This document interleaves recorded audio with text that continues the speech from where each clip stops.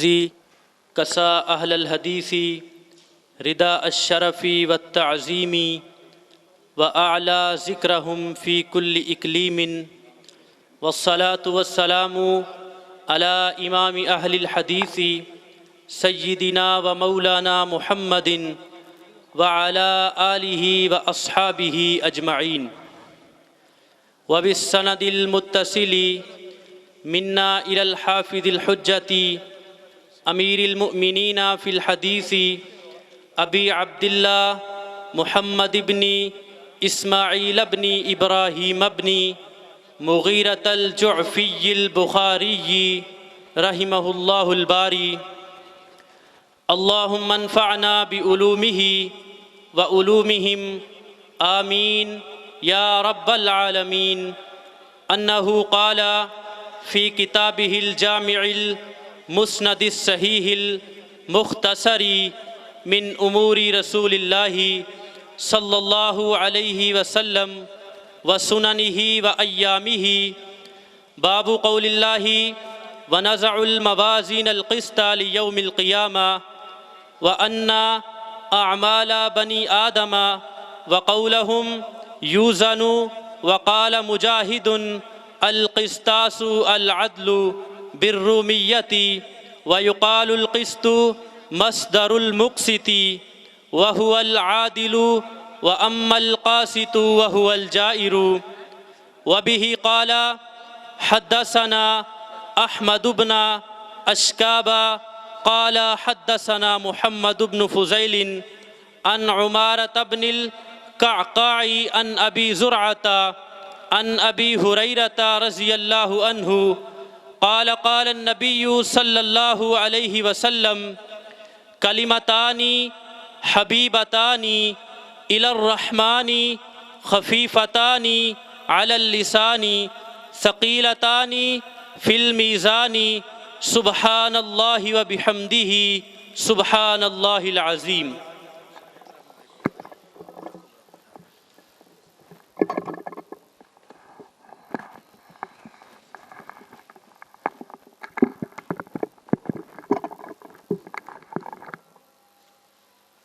السلام علیکم ورحمۃ اللہ وبرکاتہ۔ ان الحمد للہ نحمدہ ونستعینہ ونستغفرہ ونعوذ باللہ من شرور انفسنا وسیئات اعمالنا من یہدہ اللہ فلا مضل لہ ومن یضلل فلا ہادی لہ واشہد ان لا الہ الا اللہ وحدہ لا شریک لہ واشہد ان محمدا عبدہ ورسولہ اللہم صل علی محمد وعلی آل محمد کما صلیت علی ابراہیم وعلی آل ابراہیم انک حمید مجید اللہم بارک علی محمد وعلی آل محمد کما بارکت علی ابراہیم وعلی آل ابراہیم انک حمید مجید سبحانک لا علم لنا الا ما علمتنا انک انت العلیم الحکیم اللہم انفعنا بما علمتنا وعلمنا ما ينفعنا وزدنا علما نافعا اللہم انا نعوذ بک من علم لا ينفع ومن قلب لا يخشع ومن نفس لا تشبع ومن دعاء لا يسمع ومن عمل لا يرفع ومن قول لا يسمع۔ فضیلت مآب علماء، مشائخ، ائمہ، خطباء، دعات، حفاظ، قرائے کرام اور عزیز القدر طلباء کرام بالخصوص یہ عزیز طلباء جنہوں نے انتظامی تعلیم کا مرحلہ مکمل کیا ہے اور انشاءاللہ یہ سند فضیلت حاصل کر رہے ہیں، اور دوسرے طلباء جو اس ادارے کے اندر مختلف مراحل میں زیر تعلیم ہیں اور جو حفظ القرآن کے طلباء ہیں، اور مجلس کے اندر موجود میرے احباب، برادران اسلام، میرے بزرگ اور میرے بھائی اور میرے عزیز، یہ مجلس جو صحیح بخاری کی تکمیل اور دینی علوم کی تحصیل سے فارغ ہونے والے عزیز طلباء کے اکرام اور ان کے اعزاز میں منعقد ہونے والی تقریب سعید ہے، اس کے اندر مناسبت سے چند چیزیں یاد دہانی کے طور پر میں آپ کے سامنے رکھنا چاہتا ہوں۔ اہل علم کے لیے تو یہ چیزیں بہت ہی جانی پہچانی اور بارہا کی سنی ہوئی اور بیان کی ہوئی چیزیں ہیں، لیکن جو احباب یہاں دین سے محبت رکھنے والے، دینی مراکز سے محبت رکھنے والے تشریف لائے ہیں، ان کی یاد دہانی کے لیے اور یہ جو میرے عزیز فارغ ہو رہے ہیں ان کے لیے بطور نصیحت اور وصیت کے میں کچھ باتیں عرض کرنا چاہتا ہوں۔ اللہم الہمنا رشدنا واعذنا من شرور انفسنا وسیئات اعمالنا رب اشرح لی صدری ویسر لی امری واحلل عقدۃ من لسانی یفقہوا قولی۔ قابل احترام حاضرین کرام،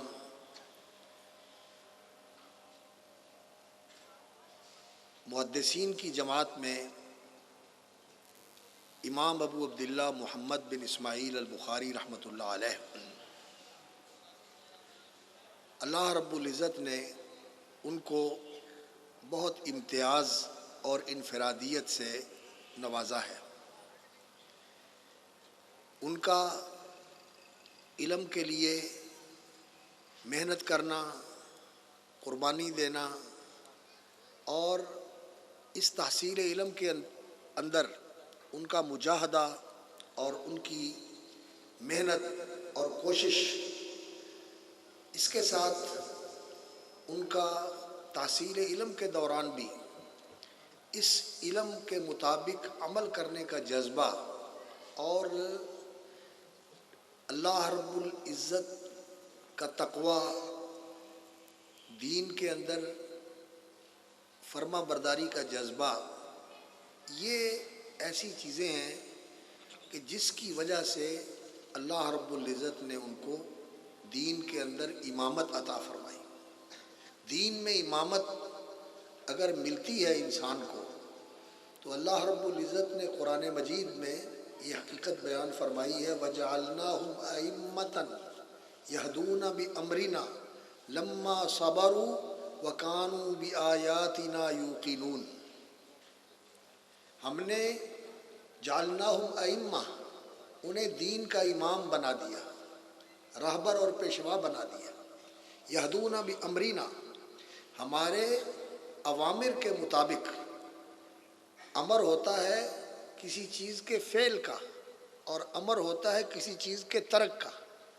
فعل کا امر یہ تو ہم امر کہتے ہیں کہ یہ کام کرو، جو ترک کا امر ہوتا ہے کہ اس کو چھوڑ دو، اس کو ہم نہیں کہتے ہیں، اور امر کے اندر دونوں آ جاتے ہیں، امر کے اندر دونوں آ جاتے ہیں، یعنی الامر بالفعل والامر بالترک، یہ دونوں آ جاتے ہیں۔ یہدون بامرنا، اور اللہ کے جو شرعی امور ہیں، جو شرعی اوامر ہیں، ان کے ساتھ لوگوں کی رہنمائی فرماتے تھے، یعنی ہر ایک ایک موقع پر یہ بتانا کہ یہ اللہ کا حکم ہے، یہ کرنا ہے، اس میں کوتاہی نہیں کرنی، اس کا درجہ یہ ہے، یہ اللہ رب العزت کی نہیں ہے، اللہ نے روکا ہے، یہ نہیں کرنا، اس کا درجہ یہ ہے، یہ حرام ہے، یہ مکروہ ہے، یہ ناپسندیدہ ہے، یہ واجب ہے، یہ فرض ہے، یہ مستحب ہے۔ یہ جو اللہ کے اوامر ہیں ان کے ساتھ لوگوں کی رہنمائی کرتے تھے۔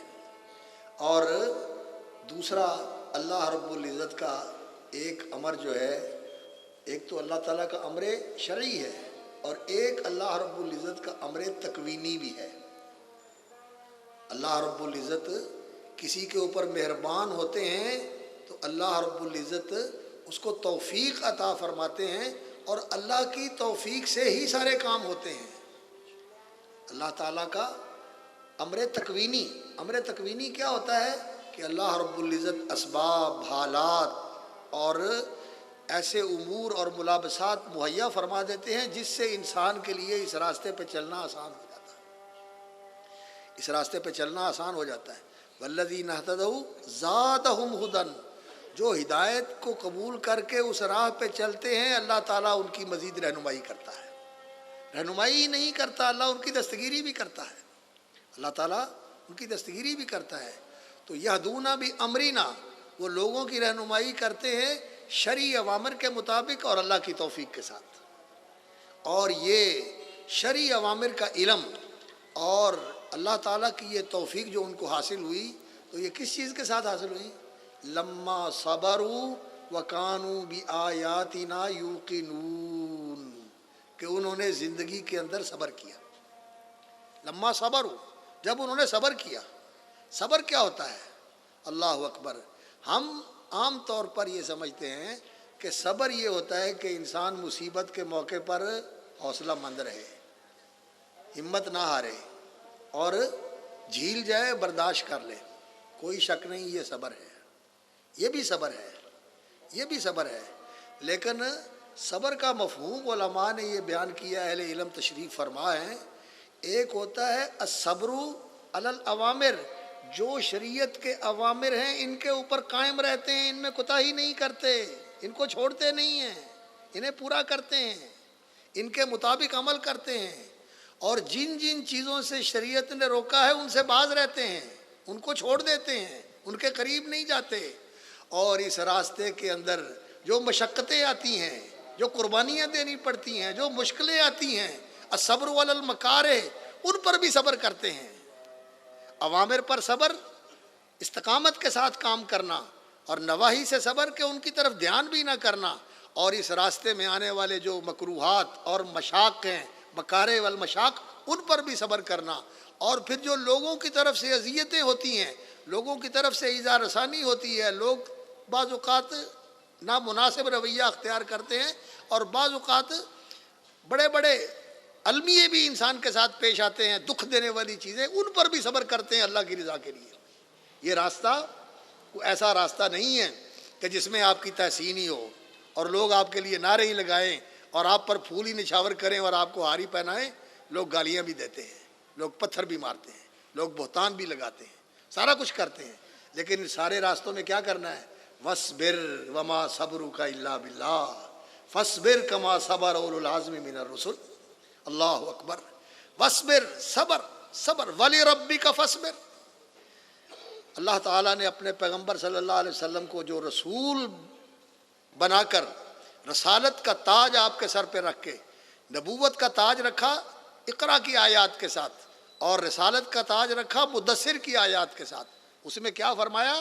وَلِرَبِّكَ فَاصْبِرْ، اور اپنے رب کے لیے تو نے صبر کرنا ہے، جھیل جانا ہے، قربانیاں دینی پڑیں گی، مشقتیں اٹھانی پڑیں گی، مشکلات آئیں گی۔ وَلِرَبِّكَ فَاصْبِرْ وَتَوَاصَوْا بِالْحَقِّ وَتَوَاصَوْا بِالصَّبْرِ۔ صبر کا بڑا عظیم مفہوم ہے دین کے اندر، اور ہم اس کو بڑا محدود سمجھتے ہیں۔ لما صبروا، صبر کیا، وَكَانُوا بِآيَاتِنَا يُوقِنُونَ، اور ہماری آیتوں پر یقین رکھتے تھے۔ جو پڑھ لیا پھر وہ دل میں اتر گیا، اس پر یقین کر لیا۔ اور یقین جب کسی چیز کا ہوتا ہے، مجھے بھی پتہ ہے اور آپ کو بھی پتہ ہے کہ اس تار کے اندر کرنٹ ہے، ننگی تار کو میں ہاتھ نہیں لگاتا، یقین ہے یا نہیں؟ آگ کا پتہ ہے کہ یہ جلا دیتی ہے، گہرے پانی کا پتہ ہے یہ ڈبو دیتا ہے، میں تیراک نہ ہوں تو گہرے پانی میں نہیں جاؤں گا، آگ میں ہاتھ نہیں ڈالوں گا، یقین ہے اس بات کا۔ جتنا ان چیزوں کا یقین ہے، اللہ اور اس کے رسول کی باتوں کا یقین اس سے بھی بڑھ کر ہونا چاہیے۔ علم جان لینا یہ بات نہیں ہے، اصل بات یہ ہے کہ یقین والا علم ہو، وہ علم ہو جو یقین آفرین ہے۔ یقین پیدا کرے غافل یقین سے ہاتھ آتی ہے، وہ درویشی کہ جس کے سامنے جھکتی ہے فغفوری۔ آج علم ہے لیکن یقین کمزور ہو گیا، سننے والوں کا بھی، میرے جیسے نااہل نالائق سنانے والوں کا بھی، اور ہمارے علمی حلقوں کا بھی۔ وَقَانُوا بِآيَاتِنَا يُوقِنُونَ، اللہ کے وعدوں کا یقین، اللہ کی آیتوں کا یقین، اللہ رب العزت کے رسول صلی اللہ علیہ وسلم کی باتوں کا یقین۔ اور یہ یقین جو ہے، ایقان، یہ پھر انسان کو اذعان کی طرف لے کے آتا ہے۔ اور اذعان کا معنی کیا ہوتا ہے؟ فرما بردار۔ یقین کے بعد عمل، فرما برداری۔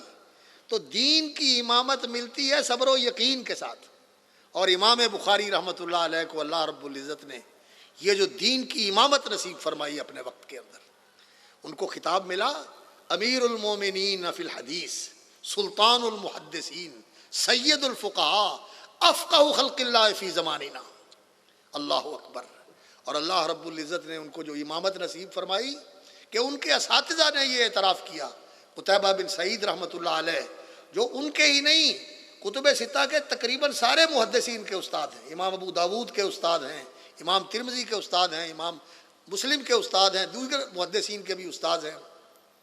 وہ کہتے ہیں میں نے اپنی زندگی میں جالست الفقہاء والعلماء والزہاد والعباد، میں نے علماء سے مجلسیں کیں، ان کی صحبتیں اٹھائیں، میں نے محدثین فقہاء ان کی مجلسوں میں شریک ہوا، پڑھا، بیٹھا، اور بڑے بڑے زاہد اور عابد بھی دیکھے، لیکن میں نے اپنی زندگی میں بخاری جیسا کوئی نہیں دیکھا، بخاری جیسا کوئی نہیں دیکھا۔ اور ان کے شاگرد محمد بن بشار المعروف بالبندار وہ کہتے تھے او لوگو جاؤ بخاری کی مجلس میں، یہ تمہارے پاس سید الفقہاء آ گیا ہے، فقیہوں کا سردار آ گیا، فقیہوں کا سردار آ گیا۔ اور ابو اسحاق سرماری اللہ اکبر وہ کہتے ہیں یہ امام بخاری رحمۃ اللہ علیہ وہ شخصیت ہیں جو دیکھنا چاہتا ہے الفقیہ، ایسے فقیہ کو جو صحیح معنوں میں دین کا فقیہ ہے، جسے دین کی پوری سمجھ ہے، وہ حق الفقیہ جس کو دیکھنا چاہتا ہے وہ امام بخاری رحمۃ اللہ علیہ کو دیکھ لے۔ اور یہ امام بخاری رحمۃ اللہ علیہ کی فقاہت دین کے اندر کیسی تھی، یہ علم کی وسعت کیسی تھی، یہ علم کی گہرائی کیسی تھی، یہ علم اللہ اکبر جو اللہ رب العزت کا توفیق والا علم تھا، اللہ کی خاص موہبت تھی، اللہ رب العزت کی خاص عطا تھی، یہ کیسا علم تھا۔ کسی نے پوچھا کہ زندگی کے اندر انسانوں کو جو مسائل پیش آتے ہیں، مختلف طبقے انسانوں کے، مختلف زندگی کے میدان، اور ان کے اندر پیش آنے والے بے شمار مسئلے، کیا ان سارے مسئلوں کا حل قرآن و سنت میں موجود ہے؟ تو امام بخاری رحمۃ اللہ علیہ جو سید الفقہاء تھے اور افقہ خلق اللہ فی زمانے ہی تھے، تو وہ فرمانے لگے کہ ہاں ہر مسئلے کا حل قرآن و سنت میں موجود ہے۔ تو پوچھا کہ کیا یہ معلوم بھی ہے؟ کہتے ہیں ہاں یہ معلوم بھی ہے اور جاننے والے بھی موجود ہیں، جاننے والے بھی موجود ہیں۔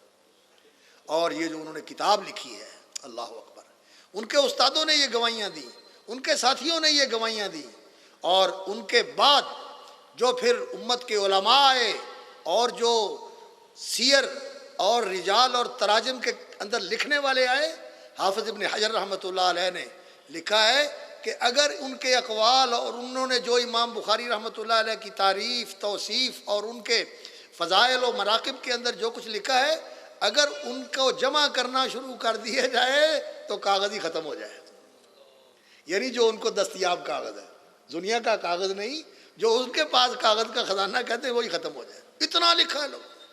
یہ دین کی امامت اللہ رب العزت نے نصیب کی۔ میرے بیٹو، کس چیز سے؟ علم کے ساتھ، اور یقین آفرین علم کے ساتھ۔ آج ہمارا علم جو ہے اس کے اندر یقین کی کمزوری ہے، اس علم کو یقین والا علم بناؤ، یقین والا علم بناؤ۔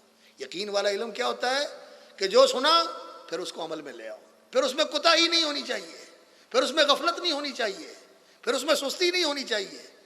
ہم عام طور پر کہتے ہیں کہ عمل بعد میں کر لیں گے، ابھی تو علم سیکھ رہے ہیں۔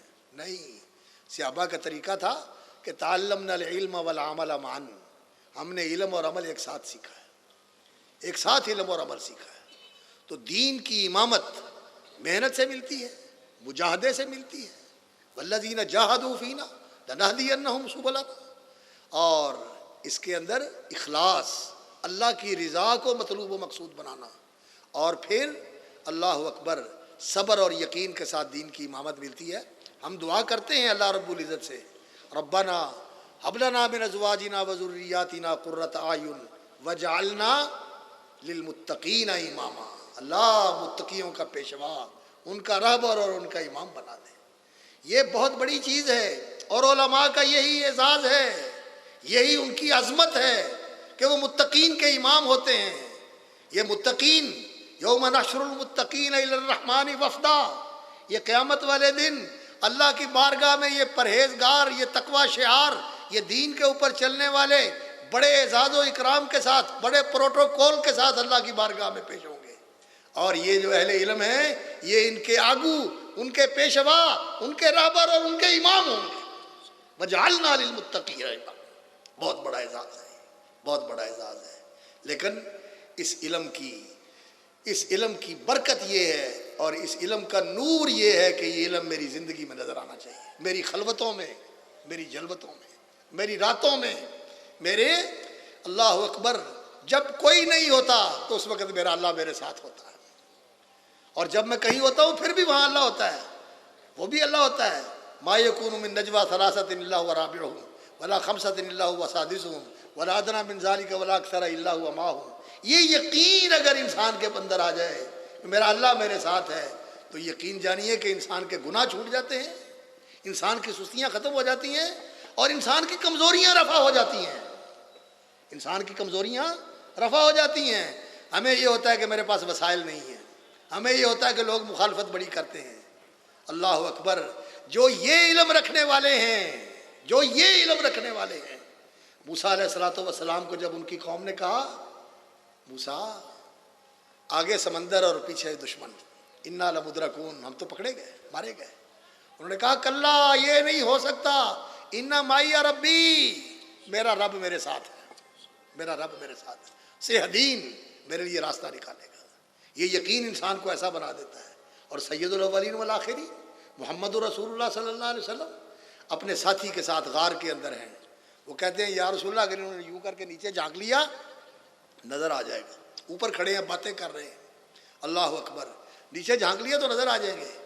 فرمایا ابو بکر تیرا کیا خیال ہے، وہ دو جو کا تیسرا اللہ ہے، لا تحزن ان اللہ معنا اذ یقول لصاحبہ لا تحزن ان اللہ معنا، تمہاری قوت یہ اس بات میں ہے کہ اللہ ربی وہو معی، اللہ میرا رب ہے اور وہ میرے ساتھ ہے، اور میرا رب جو ہے وہ مجھے اکیلا نہیں چھوڑے گا۔ یہ ہے اصل علم، یہ ہے اللہ کے وعدوں پر یقین، یہ ہے اللہ کی باتوں پر یقین۔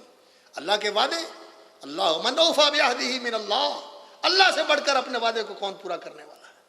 اس لیے عزیزو، اس علم کی اصل حقیقت یہ ہے، یقین پیدا کرے غافل، یقین سے ہاتھ آتی ہے وہ درویشی کہ جس کے سامنے جھکتی ہے فغفوری، بادشاہ آ کر قدم بوسی کا شرف حاصل کرنے کے لیے اصرار کرتے ہیں کہ ہمیں موقع دے دیں، اور ہم ان کے پیچھے بھاگتے پھرتے ہیں۔ نہیں نہیں، آپ کو جو اللہ نے اعزاز دیا ہے اس علم کے ساتھ، یہ بہت بڑا اعزاز ہے۔ امام بخاری کی زندگی ایسے ہی تھی، بادشاہوں نے بلایا، گورنروں نے بلایا، حاکموں نے بلایا کہ ہمارے گھروں میں آ کے پڑھاؤ، کہنے لگے جہاں سارے لوگ پڑھنے آتے ہیں وہاں تم بھی آ جاؤ، اپنے بچوں کے ساتھ بھی آ جاؤ، خاندان کے ساتھ بھی آ جاؤ۔ میں تمہارے گھر پہ آ کے نہیں پڑھاؤں گا، میں اللہ کے گھر میں پڑھاؤں گا، میں اس مدرسے میں پڑھاؤں گا جس مدرسے کی نسبت دار ارقم کے ساتھ ہے، اور جس مدرسے کی نسبت اللہ اکبر صفہ نبویہ کے ساتھ ہے جو مسجد نبوی کے اندر تھا، میں وہاں پڑھاؤں گا، وہاں کے پڑھ۔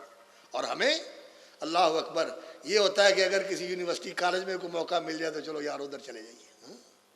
اللہ کے بندو، یہ سب سے اونچی جگہ ہے، یہ سب سے اونچی جگہ ہے، یہ اللہ کے بیوت اللہ، یہ اللہ کے گھر، یہ مسجد، یہ مدرسے، ان کے ساتھ جڑے رہو، اور علم کے اندر بھی رسوخ اور پختگی پیدا کرو، علم کے اندر بھی رسوخ اور پختگی پیدا کرو، اور اس علم کی برکات اور اس علم کا نور اپنے اندر اتارنے کی کوشش کرو۔ امام بخاری رحمۃ اللہ علیہ کو جو اللہ رب العزت نے یہ مقام عطا فرمایا تھا، اللہ اکبر، یہ ان کے صبر و یقین کا نتیجہ تھا، اور ان کے علم کے مطابق عمل کرنے کا نتیجہ تھا۔ کہتے ہیں جس دن سے مجھے پتا چلا کہ غیبت حرام ہے، وہ دن اور پوری زندگی میں نے کبھی کسی کی غیبت نہیں کی۔ اور غیبت کرنا یہ ایسا گناہ ہے کہ شاید ہماری کوئی مجلس ہی اس سے خالی ہوتی ہو. کیا علماء، کیا طلباء، کیا عوام، کیا خواص جہاں بیٹھتے ہیں غیبت کرتے ہیں، دوسروں کا ذکر برائی سے کرنا، تحقیر سے کرنا، ایسے طریقے سے کرنا جو اس کو برا لگے. تو ہمارا تو گفتگو کا موضوع اور محور ہی یہ ہوتا ہے. وہ کہتے ہیں میں نے زندگی میں کسی کی غیبت نہیں کی. اور اللہ رب العزت نے انصاف کرنا ہے، اللہ رب العزت نے عدل کرنا ہے. جس کا جو حق ہوگا اس نے لینا ہے، جو حق ہے جس کا اس نے لینا ہے، جان نہیں چھوٹے گی. اور کہتے ہیں کہ مجھے اللہ سے بڑی امید ہے کہ قیامت والے دن اللہ کی بارگاہ میں کوئی داد رسی کے لیے اور حق لینے کے لیے میرے خلاف اٹھ کے دعویٰ نہیں کرے گا. کیوں؟ اس لیے کہ انہوں نے زندگی ایسے گزاری تھی. ایک دن چلے گئے نشانے بازی کے لیے. اور پہلے زمانے میں لوگوں نے پرائیویٹ پل بنائے ہوتے تھے، نہروں کے اوپر، دریاؤں کے اوپر لوگوں نے پل بنائے ہوتے تھے اپنا خرچ کر کے. حکومت تو اتنا خرچ نہیں کرتی تھی، حکومتی سسٹم تو یہ نہیں ہوتا تھا جو آج کل بنا ہوا ہے کہ اس طرح کے راستوں کے اوپر پل بناتی ہے حکومتیں. جو پرائیویٹ لوگ تھے وہ پل بناتے تھے اور پھر گزرنے والوں سے، جیسے ہماری حکومت جو ہے نا ٹال ٹیکس نہیں لیتی، تو وہ بھی ٹیکس لیتے تھے، وہ بھی ٹیکس لیتے تھے. تو وہ اس طرح ایک پل بنا ہوا تھا کسی نہر کے اوپر، کسی نالے کے اوپر، تو وہ رسوں کے ساتھ باندھا ہوا تھا. تو تیر لگا امام بخاری رحمۃ اللہ علیہ کا اور اس کے کھونٹے کو جا کے لگا، تو کھونٹے میں چبھ گیا وہ، جا کے تیر اس پیوست ہو گیا اس کے اندر. تو وہ اس میں چبھا تو وہ انہوں نے سمجھا کہ کمزور ہو گیا. تو اپنے شاگرد کو کہنے لگے کہ اس کے مالک کے پاس جاؤ اور اس کو کہو کہ میاں ہم سے تیرے اس کھونٹے کا نقصان ہو گیا ہے، اس کی جو ہرجانہ ہے وہ ہم سے قبول کر لے اور ہمیں معاف کر دے، ہرجانہ قبول کر کے ہمیں معاف کر دے. وہ کہنے لگا میری طرف سے ابو عبداللہ کو جا کے سلام کہنا اور انہیں کہنا کہ میں نے آپ کو معاف بھی کیا، مجھے ہرجانہ نہیں چاہیے، بلکہ ہمارا مال ہی تمہارے قدموں میں ہم نشاور کرنے کے لیے تیار ہیں. جو ہمارا مال ہے تمہارے قدموں میں پیش کرنے کے لیے ہم تیار ہیں. اللہ اکبر. اس طرح احتیاط اور ورع تھا. یہ ہے اس علم کی برکت اور اس علم کا نور. اس طرح کا انسان کے اندر علم پیدا ہو جائے، عمل پیدا ہو جائے. تو امام بخاری رحمۃ اللہ علیہ اپنے وقت کے بہت بڑے امام اور محدث تھے، اور جو کتاب لکھی الجامع الصحیح المسند، الجامع الصحیح المسند یا الجامع المسند الصحیح المختصر، دونوں طرح اس کا نام جو ہے نا وہ ذکر کرتے ہیں. من حدیث رسول اللہ صلی اللہ علیہ وسلم و سننہ و ایامہ. اللہ اکبر.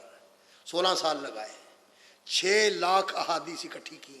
اس میں آثار بھی تھے، صحابہ کے آثار، تابعین کے اقوال، تبع تابعین کے فتاویٰ، ائمہ فقہا کے فتاویٰ.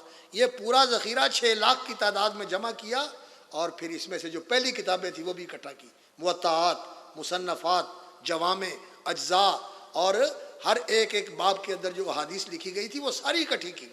اور ان سے وہ اکٹھی اس طرح نہیں کی کہ جا کے بازار سے خرید کے لے آئے، استادوں کے پاس جا کے سنی اور سن کے حفظ بھی کی، وہ حفظ بھی کی سن کے.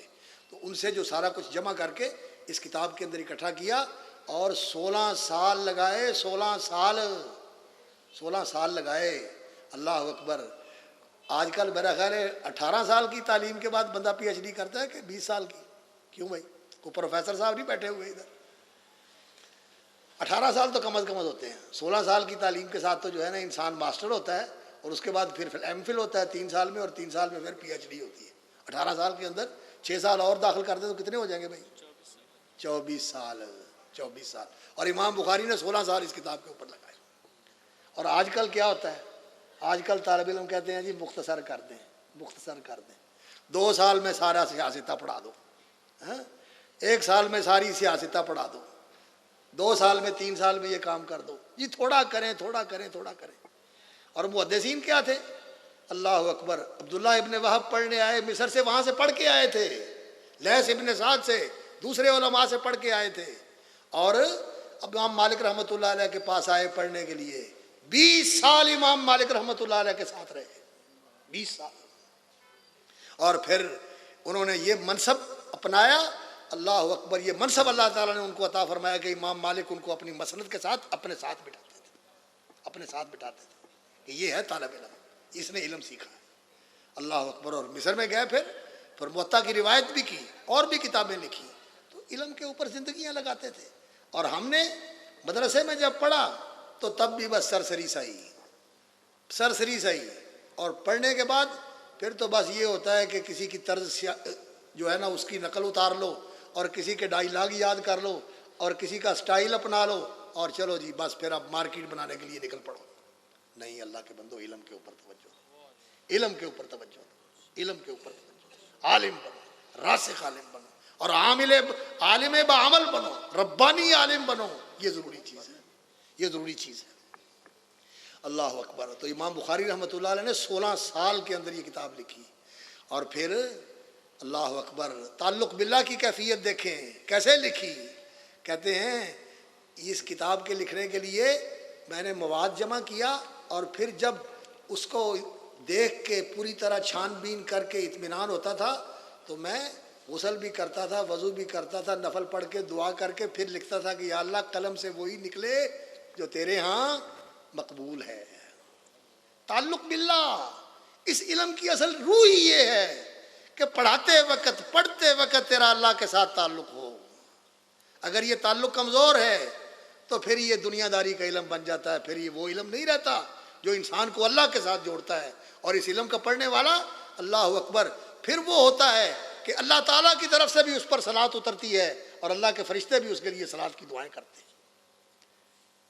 ان اللہ و ملائکتہ یصلون علی معلم الناس الخیر۔ اللہ اکبر، یہ چیز ہے، اس کے پیدا کرنے کی ضرورت ہے۔ امام بخاری رحمۃ اللہ علیہ نے یہ کتاب لکھی، اور یہ جامع ہے، یعنی پورے دین کی جامع کتاب ہے۔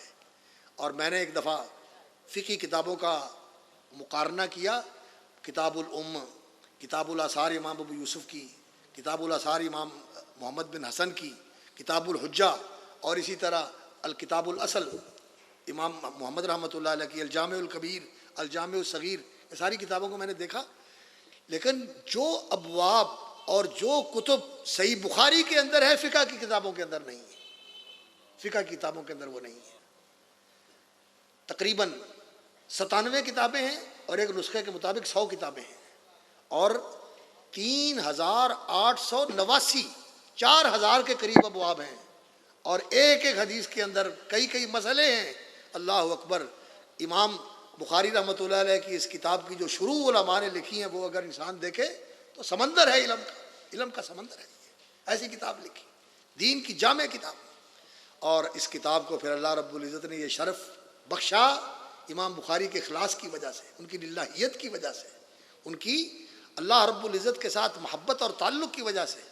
قرآن مجید یہ اللہ کا کلام ہے، اور یہ رسول اکرم صلی اللہ علیہ وسلم کی صداقت اور آپ صلی اللہ علیہ وسلم کی رسالت و نبوت کی برہان اور دلیل ہے کہ یہ اللہ کے سچے رسول ہیں۔ بل قرآن الحکیم انک لمن المرسلین، قرآن کریم کی قسم کہ آپ اللہ کے رسول ہیں۔ اور نبی صلی اللہ علیہ وسلم کی لائی ہوئی یہ کتاب، اور آپ صلی اللہ علیہ وسلم کی سکھائی ہوئی یہ کتاب، یہ پہلی ساری آسمانی کتابوں کی جامع کتاب ہے۔ یہ القرآن ہے۔ قرآن کے معنی 2 ہوتے ہیں، ایک قرأ اور ایک قرا۔ قرآن بھی قرات ہے، قاری صاحب بیٹھے ہوئے ہیں، اور قرآن بھی قرات ہے۔ قرآن قرأ، قاف را حمزہ، اور قرآن قاف را یا، اس سے نکلا ہوا ہے۔ قرآن کا معنی ہوتا ہے جامع، اور قرآن کا معنی ہوتا ہے جو پڑھا جائے۔ پڑھی جانے والی بھی یہ وہ کتاب ہے کہ اتنی کوئی کتاب نہیں پڑھی گئی۔ اور کیسے پڑھی جاتی ہے؟ کوئی زبانی پڑھ رہا ہے، کوئی دیکھ کے پڑھ رہا ہے، کوئی سمجھ کے پڑھ رہا ہے، اور کوئی بے سمجھے ہی پیار سے پڑھے جا رہا ہے۔ اللہ اکبر۔ اور پوری دنیا کے اندر کوئی لمحہ ایسا نہیں ہے جب یہ کتاب پڑھی نہ جا رہی ہے، کوئی لمحہ ایسا نہیں ہے۔ اور یہ ساری کتابوں کی جامع کتاب ہے۔ اور امام بخاری رحمۃ اللہ علیہ نے بھی ایسی کتاب لکھی الجامع، جو اپنے سے پہلے لکھی گئی کتابیں تھیں ان سب کا نچوڑ اور خلاصہ اور اس کا عطر اس کتاب میں جمع کر دیا۔ اور جو پیچھے آنے والے ہیں، امام مسلم، امام ترمذی، امام نسائی، یہ سارے حضرات جو ہیں وہ امام بخاری کے نقش قدم پہ چلنے والے ہیں۔ امام نسائی نے ان کو سامنے رکھا، امام مسلم نے ان کو سامنے رکھا، امام ترمذی تو شاگرد ہی ان کے، امام ابو داود ان کے تقریباً جو ہے نا وہ ہم اثر ہیں، اور امام ابن ماجہ جو ہیں یہ بھی متقدم ہیں، لیکن یہ جو امام مسلم ہیں، امام ترمذی ہیں، امام نسائی ہیں، یہ تو امام بخاری کے پیچھے چلتے ہیں۔ اور پھر بعد میں جو کتابیں لکھی گئی وہ سارے بخاری کو سامنے رکھ کے لکھتے ہیں۔ تو ایسی کتاب ہے جس کو اللہ نے یہ جامعیت بھی عطا فرمائی، یہ مرکزیت بھی عطا فرمائی. اور اس کتاب کو سرسری پڑھنا جو ہے یہ اللہ اکبر کتاب کی بھی حق تلفی ہے اور اپنے ساتھ بھی زیادتی ہے. اس کو ایک بار نہیں، علماء پہلے تین جا کے اساتذہ کے پاس صحیح بخاری پڑھا کرتے تھے.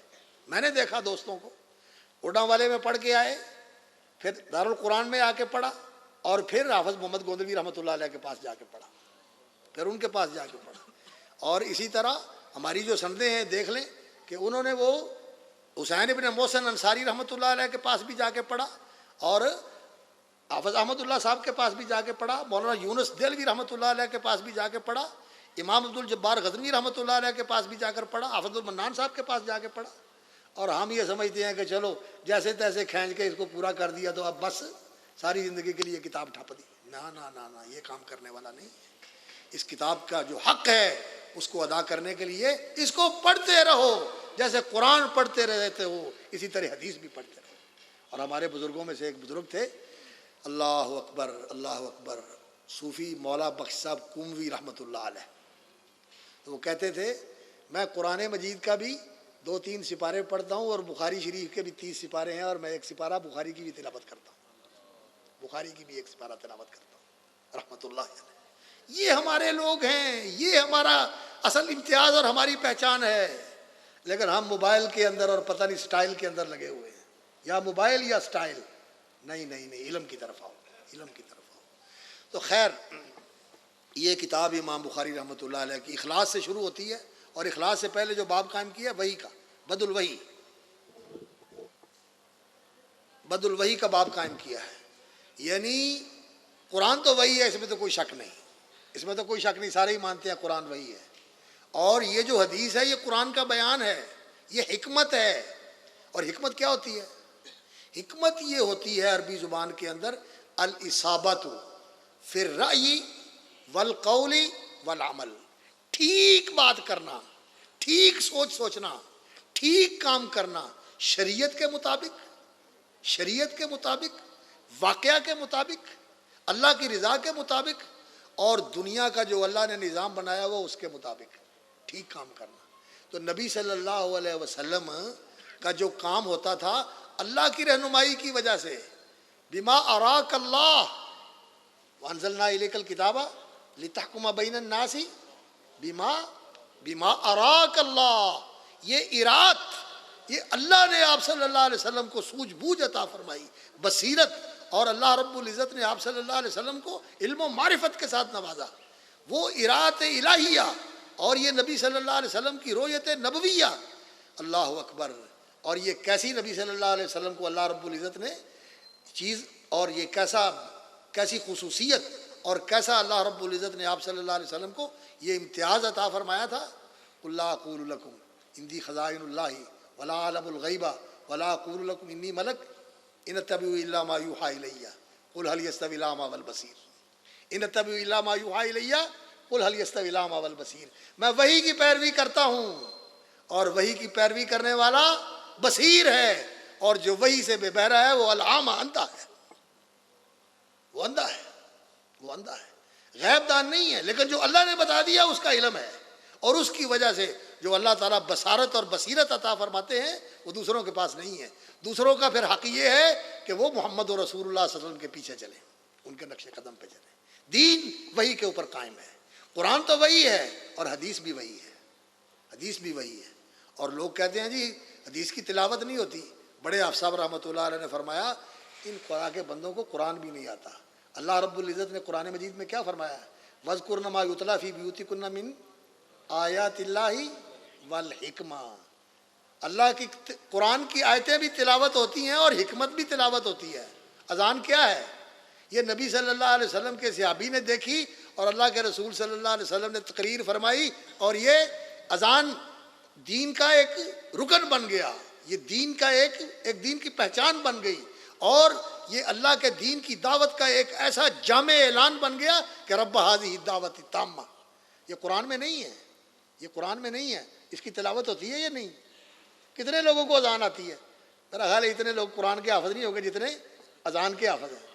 اور اسی طرح نماز کی دعائیں، اسی طرح بہت ساری دعائیں جو ہم پڑھتے ہیں، جو لوگ پڑھتے ہیں، ان کو قرآن تو نہیں اتنا آتا جتنی دعائیں آتی ہیں، تو ان کی بھی تلاوت ہوتی ہے۔ یہ ان کی بیوقوفی ہے یا لا علمی اور جہالت ہے کہ وہ سمجھتے ہیں کہ اس کی تلاوت نہیں ہوتی۔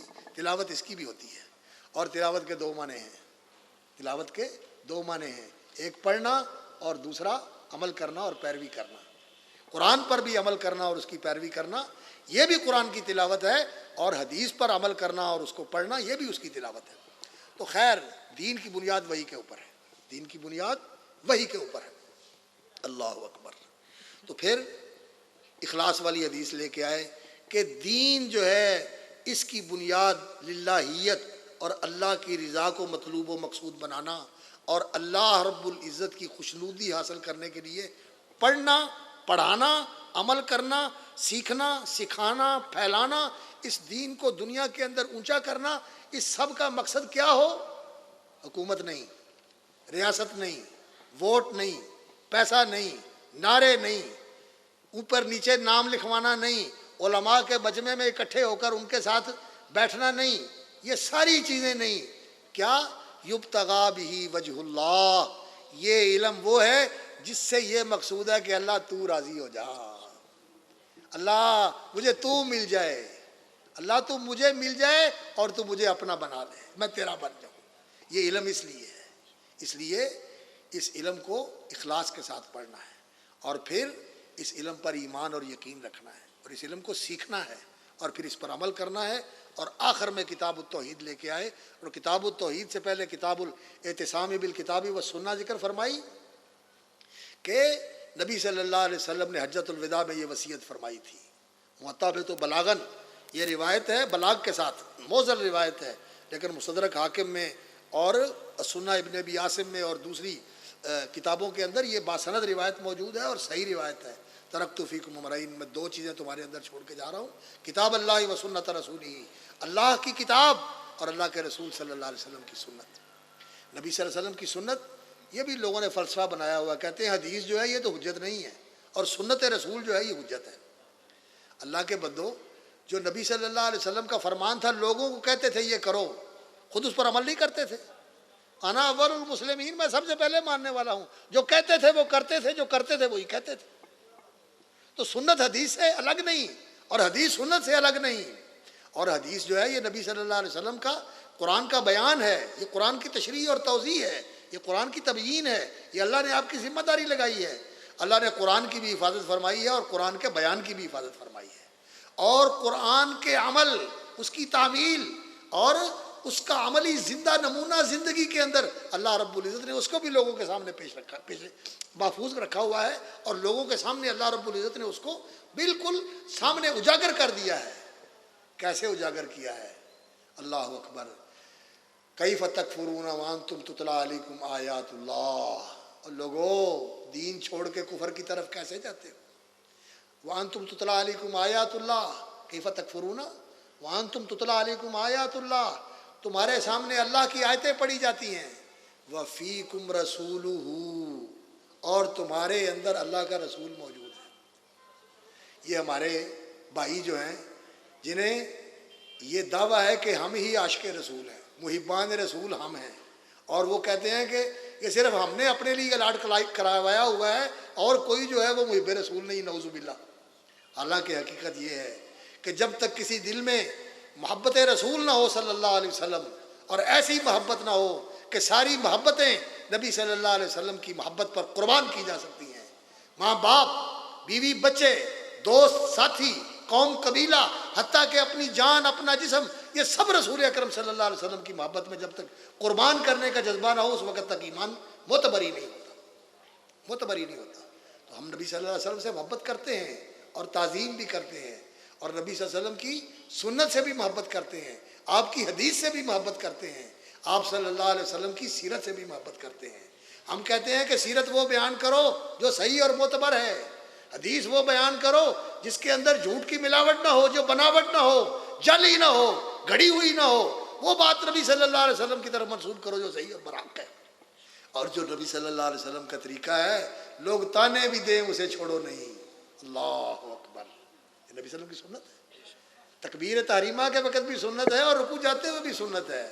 گالیاں ملیں لوگوں کو، وطن سے بے وطن وطن بدر کیا گیا، اس سنت پر عمل کرنے کی وجہ سے ہمیں اس سے پیار ہے. کیوں؟ کہ اللہ کے رسول کی سنت ہے، نبی صلی اللہ علیہ وسلم کی سنت سے بھی محبت ہے، نبی صلی اللہ علیہ وسلم کے اہل بیت سے بھی محبت ہے، نبی صلی اللہ علیہ وسلم کے صحابہ سے بھی محبت ہے، اور نبی صلی اللہ علیہ وسلم کے حدیث کے مجموعوں سے بھی محبت ہے. ہم یہ نہیں کہتے کہ الہدایت و کل قرآن، ہم کہتے ہیں کہ قرآن اور اس کے بعد اصح الکتب بعد کتاب اللہ وہ الجامع الصحیح، جس میں حدیث و رسول اللہ، سنن و رسول اللہ، ایام و رسول اللہ، سیرت رسول اللہ، یہ سب سے بہتر کتاب ہے. اس کی طرف آؤ، اس سے محبت کرتے ہیں. اور اب اللہ کا شکر ہے کہ وہ بھی یہ کہتے ہیں کہ اس کے پڑھے بغیر عالم جو ہے وہ سند فضیلت کا مستحق نہیں ہوتا. لیکن پڑھتے کیسے ہیں؟ اللہ ہی رحم کرے. بس وہ سرل گزرنا ہی ہوتا ہے، وہ دورہ ہی ہوتا ہے، بس دورہ ہی پڑ جاتا ہے. یہ پڑھنے کا طریقہ نہیں ہے. پڑھا جائے تو حق ادا کیا جائے. ہم بھی کوتاہی کرتے ہیں، لیکن الحمدللہ نسبتاً پھر بھی کچھ بہتر ہے، نسبتاً کچھ بہتر ہے.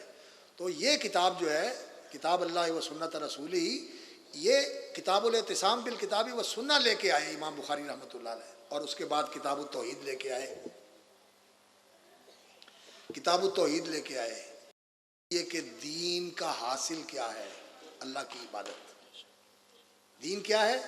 اللہ کی عبادت کا طریقہ جو اللہ نے مقرر فرمایا ہوا ہے اور جو پسند فرمایا ہوا ہے. عبادت کیا ہے؟ وہ دین جو اللہ نے مقرر کیا ہے اور پسند فرمایا، اس کے مطابق زندگی گزارنا، زندگی بسر کرنا، جینا، اور سارے معاملات کو اس دین کی روشنی میں، اس دین کی تعلیمات میں، اس دین کی توجیہات میں، اس دین کے مطابق اپنی زندگی کو بنانا. یہ عبادت ہے، یہ عبادت ہے. اور عبادت جو ہوتی ہے اس کی بنیاد اللہ کی توحید کے اوپر ہے، اللہ کی توحید کے اوپر ہے. جو اللہ کا حق ہے وہ اللہ کے لیے ہے، جو اللہ کے رسول کا حق ہے وہ ان کے لیے ہے، جو اللہ نے بندوں کے حقوق مقرر کیے ہیں وہ اللہ نے مقرر کیے ہوئے ان کے حقوق پورے کیے جائیں. ہر ایک کا حق جو اللہ نے مقرر کیا ہے وہ پورا کیا جائے. ماں باپ کا حق، پڑوسی کا حق، اولاد کا حق، بہن بھائیوں کا حق، بیوی بچوں کا حق، شوہر کا حق، یہ جو حقوق متعین کیے ہوئے ہیں ان کو ادا کرنا یہ بندگی ہے. رسول اللہ صلی اللہ علیہ وسلم کا حق کیا ہے؟ اللہ اکبر، سب سے بڑھ کر محبت کی جائے، ان کی تعظیم کی جائے، ان کی توقیر کی جائے، اور نبی صلی اللہ علیہ وسلم کی شان میں دل میں خیال بھی نہیں آنا چاہیے کسی تنقیص اور گستاخی کا، اس لیے کہ یہ ایسی بارگاہ ہے، اللہ اکبر، کہ اگر یہاں بیٹھے ہوئے انسان اونچی آواز کے ساتھ بات کر لے تو ان تحبط اعمالکم وانتم لا تشعرون. لا ترفعوا اصواتکم فوق صوت النبی، نبی کی آواز صلی اللہ علیہ وسلم، ان کی آواز سے اونچی تمہاری آواز نہیں ہونی چاہیے. اور یہاں اللہ کے رسول کا فرمان آ جاتا ہے، اللہ کے رسول صلی اللہ علیہ وسلم کا حکم آ جاتا ہے اور تمہیں سنایا جاتا ہے.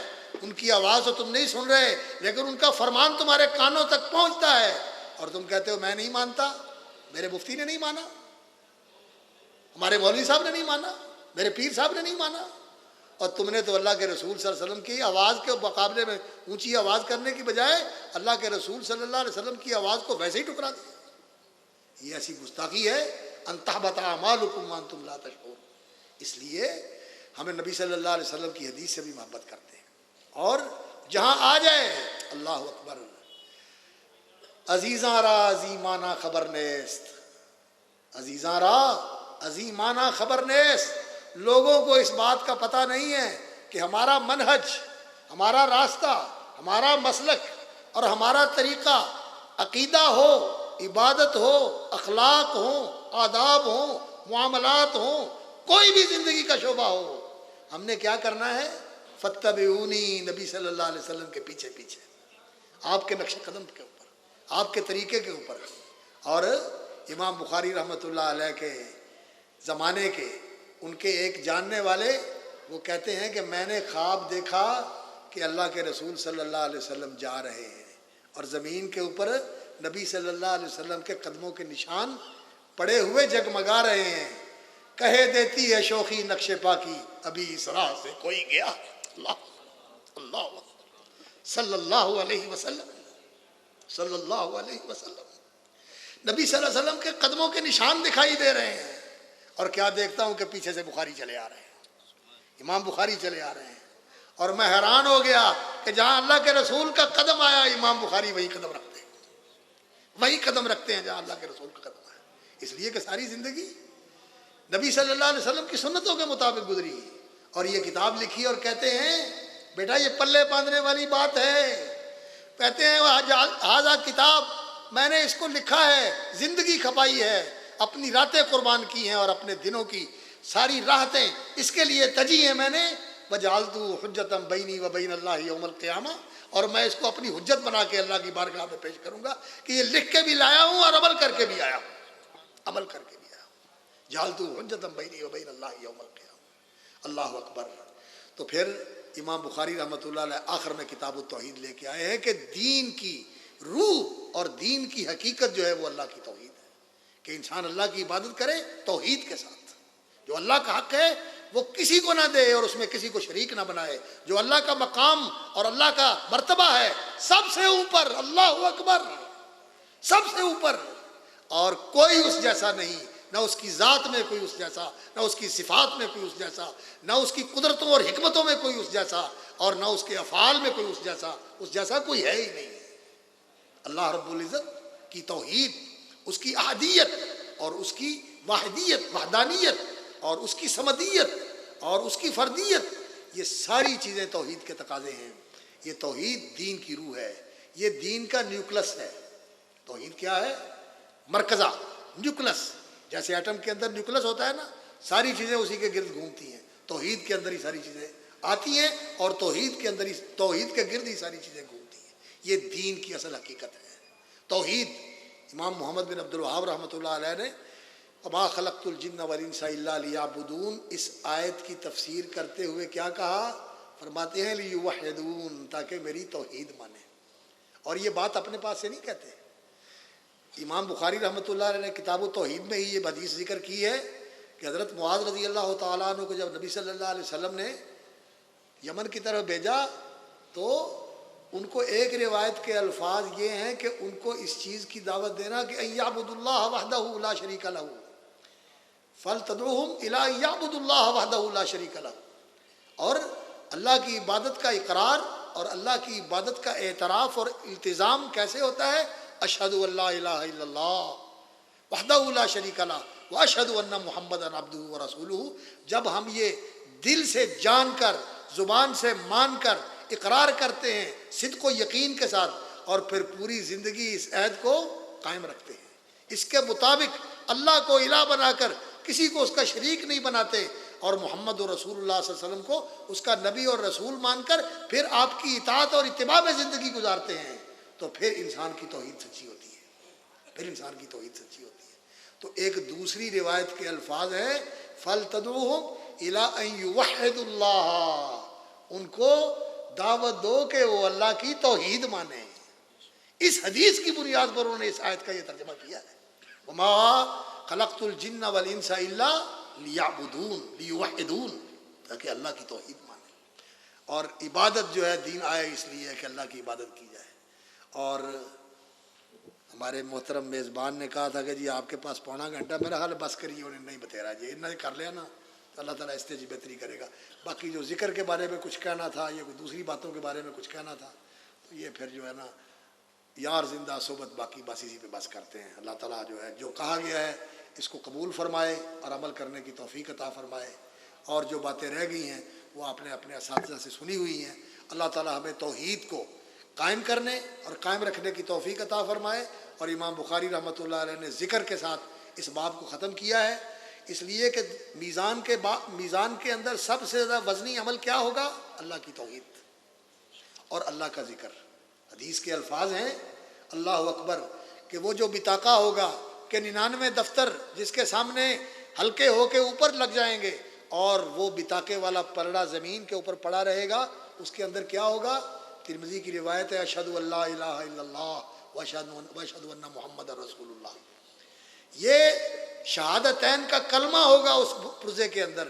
اور دوسری روایت کے اندر الفاظ ہیں کہ لا یسقل ما اسم اللہ شیء، اللہ رب العزت کے نام کے اندر جو وزن ہے یہ کسی اور چیز کے اندر نہیں، یہ سب سے بھاری چیز ہے اللہ کا نام، اللہ کا نام، اور اللہ کی توحید کے ساتھ اللہ کا نام، پھر یہ تو اتنا وزنی اور اتنا ثقیل ہو جاتا ہے کہ حضرت نوح علیہ السلام نے بھی کہا تھا، اور اسی طرح موسیٰ علیہ السلام کو بھی اللہ رب العزت نے اس کی تلقین فرمائی تھی جب انہوں نے کہا تھا کہ یا اللہ میں تیرا کیسے ذکر کیا کروں، فرمایا لا الہ الا اللہ پڑھا کرو، فرض کیا یا اللہ تیرے سارے بندے ہی لا الہ الا اللہ پڑھتے ہیں، فرمایا موسیٰ لا الہ الا اللہ کے اندر یہ وزن ہے، اس توحید کے اندر یہ وزن ہے، اگر میرے سوا یہ ساری کائنات، عرش، کرسی، زمین آسمان، یہ پہاڑ، یہ زمینیں، یہ ستارے، یہ چاند، یہ سیارے، یہ مین ہول، جو کچھ ہے ایک پلڑے میں رکھ دیا جائے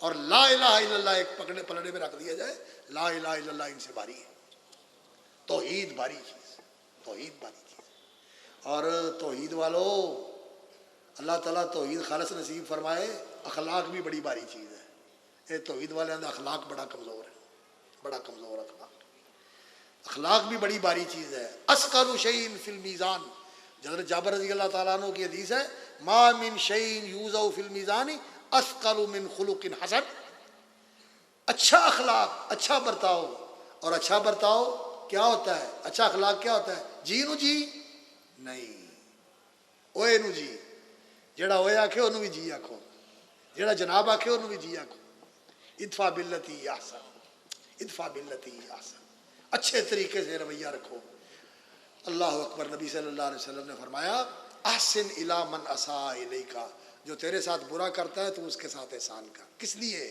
اللہ کے لیے، اور یہ کر کے دیکھو اللہ اس کا صلہ کیا دیتا ہے، اللہ اس کا صلہ کیا دیتا ہے، اور پھر یہ توحید والے جو ہیں ان کو تفرید والا بھی ہونا چاہیے، تفرید والا بھی ہونا چاہیے، توحید اور تفرید، ان یوحد اللہ، موحد بنے، اور نبی صلی اللہ علیہ وسلم نے فرمایا سبق المفردون، تفرید والے آگے نکل گئے، توحید والے بھاری ہو گئے، ان کو کوئی ہلا نہیں سکتا، ڈگمگا نہیں سکتا، کوئی خرید نہیں سکتا، کوئی جھکا نہیں سکتا، کوئی مٹا نہیں سکتا، پہاڑوں سے زیادہ یہ مضبوط ہیں، انہیں مٹایا نہیں جا سکتا اللہ کا نام لینے والوں کو، اور المفردون یہ آگے نکل گئے، صحابہ نے پوچھا من المفردون یا رسول اللہ، اے اللہ کے رسول یہ مفردون کون ہیں، یہ تفرید والے کون ہیں، فرمایا ذاکرون اللہ کثیرا والذاکرات، یہ اللہ کو بہت یاد کرنے والے مرد اور بہت یاد کرنے والی عورتیں،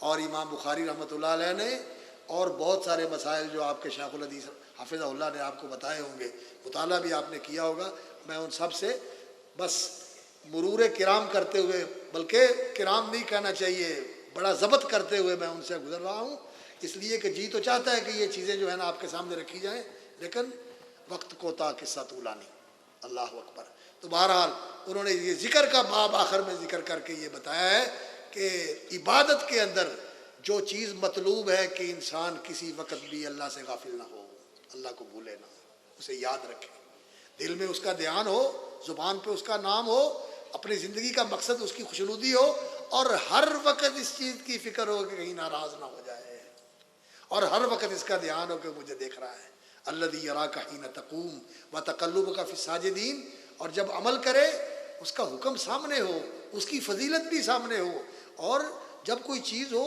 تو اللہ کا حکم بھی سامنے ہو اور اس کا عقاب بھی سامنے ہو، یہ سارے ذکر کے شعبے ہیں، لیکن تفصیل کا موقع نہیں ہے، اس لیے بس اشارے اور رمز میں بات کر دی، اللہ تعالیٰ اس میں برکت فرمائے، اس ادارے کو اللہ تعالیٰ قبول فرمائے، استحکام اور دوام نصیب فرمائے، اور ہمارے بھائی جنہوں نے اس کی بنیاد رکھی تھی ابراہیم خلیل رحمۃ اللہ علیہ، اللہ تعالیٰ ان کی قبر کو جنت کا باغ بنائے، ان کے درجات بلند فرمائے، اور جو ہمارے احباب، ہمارے ساتھی اس ادارے کو لے کے چل رہے ہیں، اساتذہ، اہل علم، اور جو ان کے رفقاء ہیں اہل خیر، اللہ تعالیٰ ان کی زندگیوں میں برکت کرے، ان کی صحت میں برکت کرے، ان کے مسائل میں برکت کرے، اور جن طلباء نے یہاں پڑھا ہے میں ان کو بھی مبارکباد دیتا ہوں جو فارغ ہو رہے ہیں، اور ان کے والدین کو بھی، اور اساتذہ کو بھی، اور ادارے کے منتظمین کو بھی، کہ ماشاءاللہ اللہ تعالیٰ نے ان کی کارکردگی کو اللہ تعالیٰ نے برکت دی، اور ماشاءاللہ یہ ایک جماعت جو ہے علماء کی تیار ہوئی ہے، اللہ انہیں عالم باعمل بنائے، دین کا خادم بنائے،